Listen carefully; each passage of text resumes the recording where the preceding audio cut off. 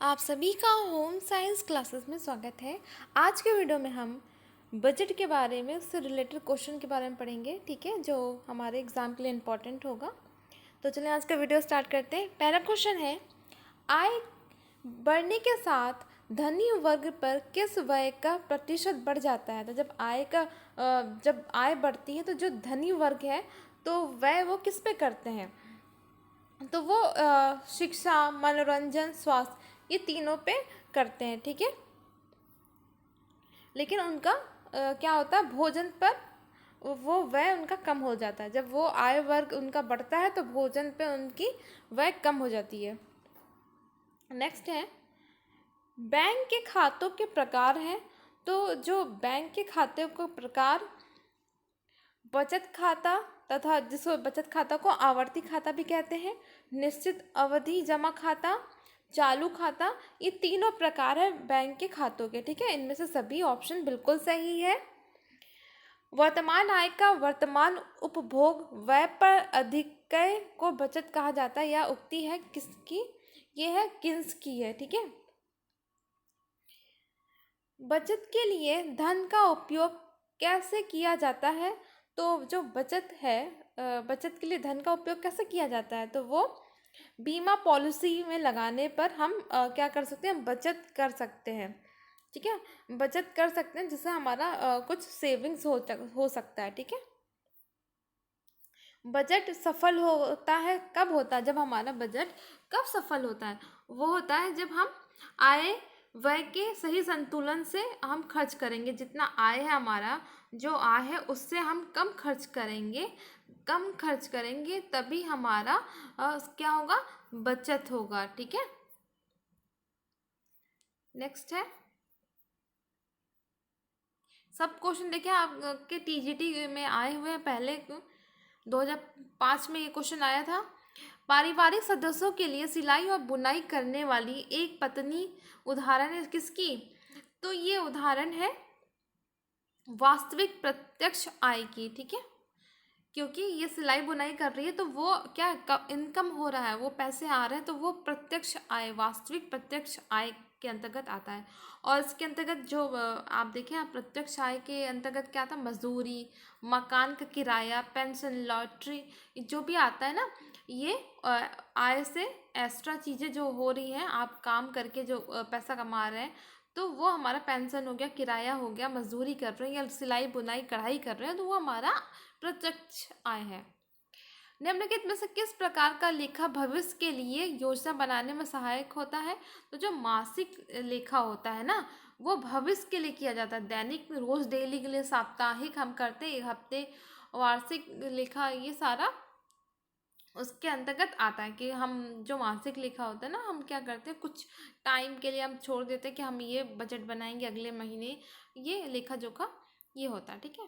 किस प्रकार के बैंक खाते में धन राशि एक निश्चित अवधि के लिए जमा की जाती है? तो कौन सा एक प्रकार का बैंक होता है?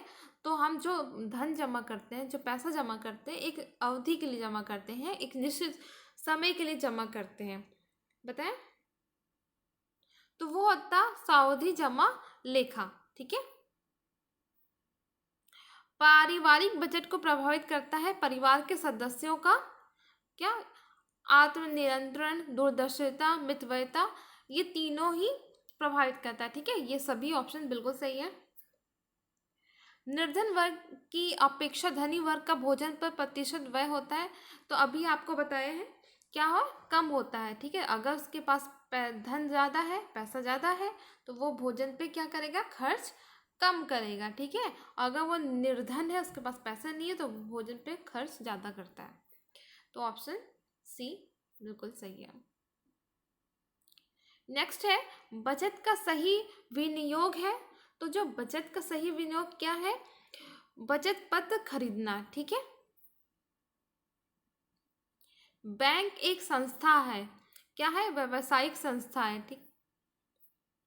बचत का प्रमुख प्रयोजन है, जो बचत का प्रमुख प्रयोजन वो है भविष्य के आवश्यक और आकस्मिक व्यय के लिए होता है, ठीक है। बचत हम इसलिए करते हैं कि आगे चल के कोई भी दुर्घटना या कुछ भी ऐसा हमें ज़रूरत पड़े तो उसके लिए हम बचा कर रखते हैं।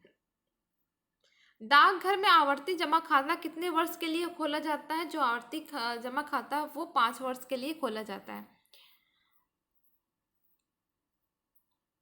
गिफ्ट चेक की न्यूनतम धनराशि होती है, जो गिफ्ट चेक होता है उसकी धनराशि कम से कम 11 रुपये होती है।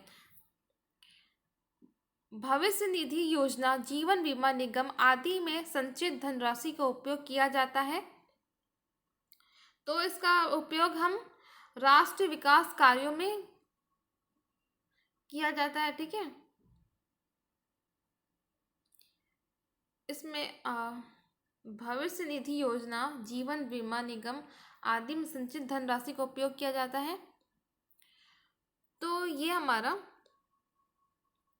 पारिवारिक बचत के विनियोग के प्रमुख तथा अधिक लोकप्रिय माध्यम डाकघर, भविष्य तथा बैंक ही है, परंतु इसके अतिरिक्त कुछ अन्य माध्यम भी उपलब्ध हैं, जिन्हें कुछ परिवारों द्वारा निश्चित रूप से अपनाया जाता है, जैसे भविष्य निधि योजना, सार्वजनिक भविष्य निधि योजना, जीवन बीमा योजना, यूनिट ट्रस्ट ऑफ इंडिया, संबंधित संस्थाओं द्वारा इसमें जमा धनराशि का प्रयोग राष्ट्रीय विकास कार्यों में किया जाता है।